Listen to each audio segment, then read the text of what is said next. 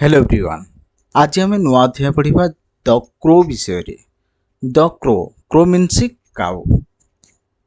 Cow मान को आपण मैंने भल भाव जानते ताहार माने ताकू केमिति आमे डाकिबा आउ ताहार आमर केते दरकार अटे आउ से केमिति गर्जन करथाए।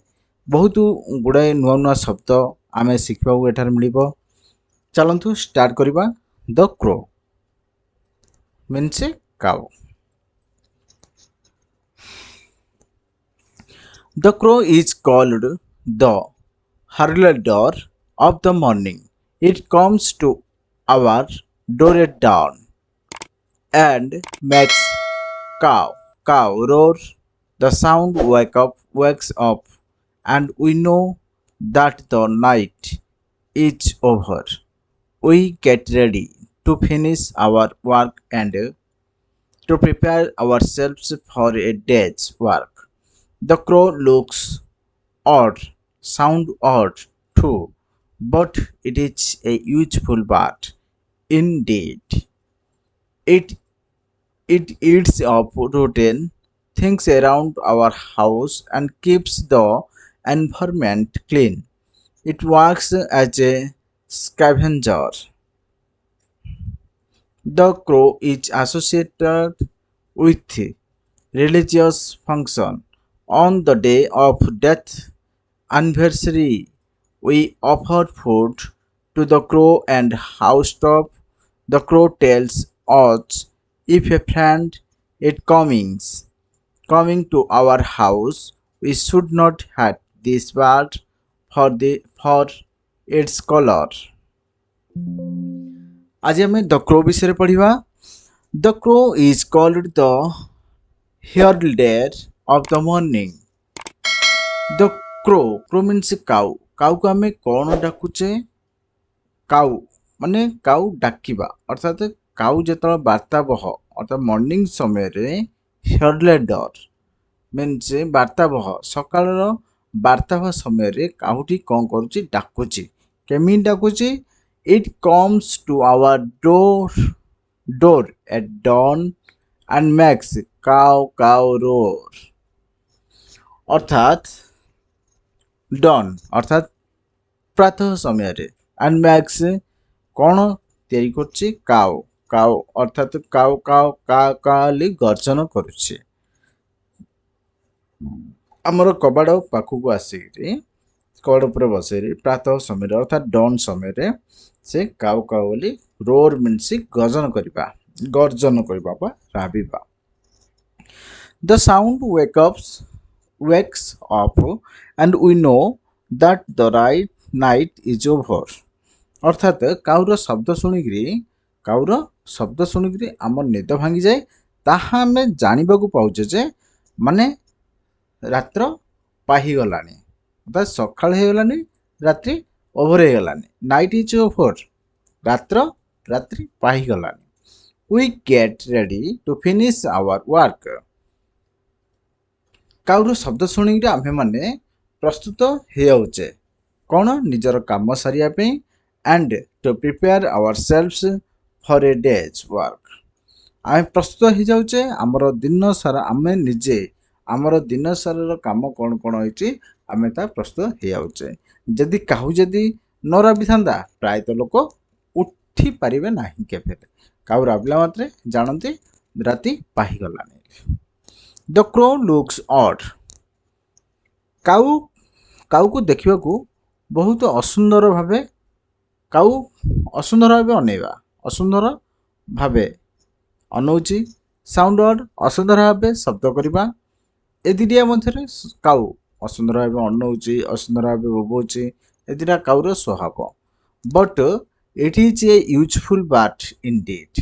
वास्तव में यही पक्षीटी अर्थात यही काउटी वास्तव में आमर बहुत दरकार आसी थाए जहाँ पूर्वर आपण पढ़ाला। आम सकाळ हेला मात्रे काउटी आसिक का का बोली राबी थाए समस्त घर पाखे। इंडीड मीन्स वास्तव में बार्ड मीन्स पक्षी। यूजफुल मीन्स दरकार।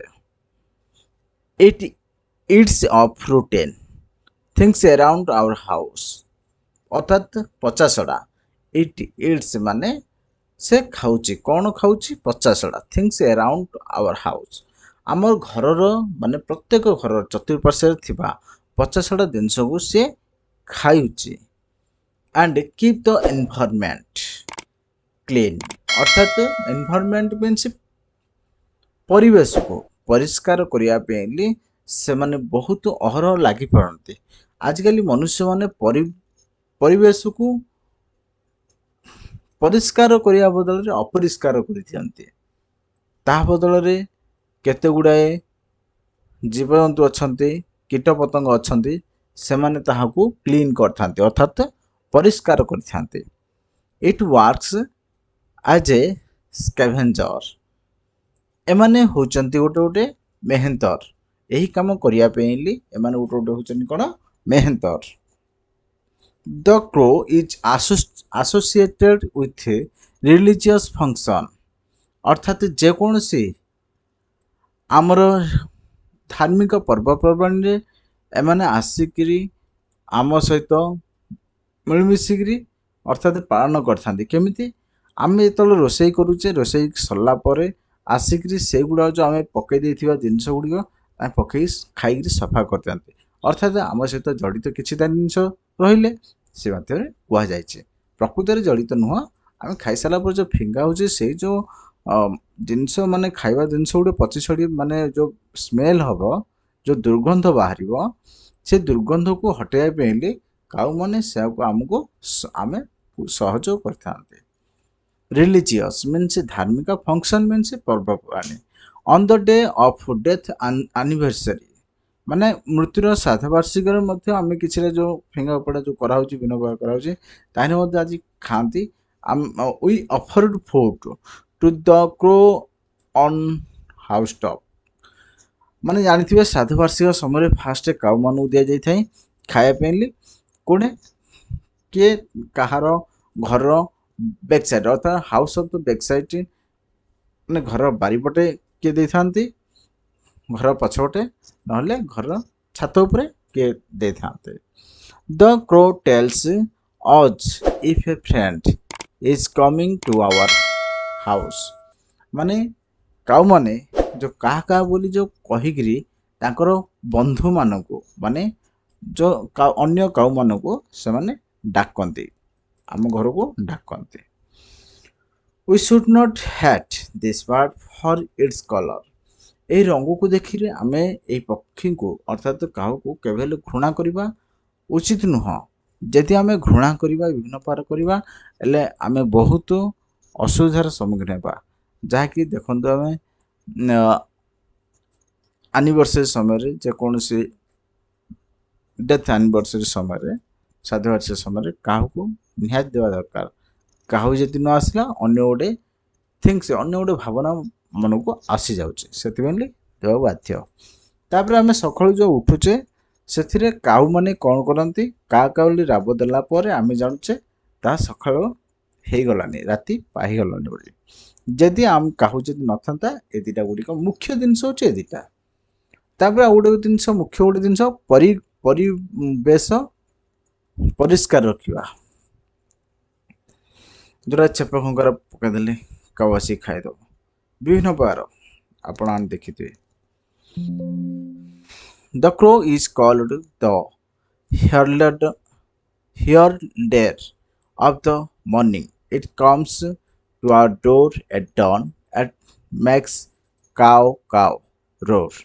The sound wakes up and we know that the right night is over. We get ready to finish our work and to prepare ourselves for a day's work. The crow looks odd, sound odd too, but it is a useful bird indeed. It eats up rotten things around our house and keeps the environment clean. It works as a scavenger. The crow is associated with religious function. On the day of death anniversary, We offered food to the crow on housetop. The crow tells us if a friend is coming to our house, we should not hate this bird for its color. Thanks for watching this video. Please like, subscribe, and share. Keep practicing.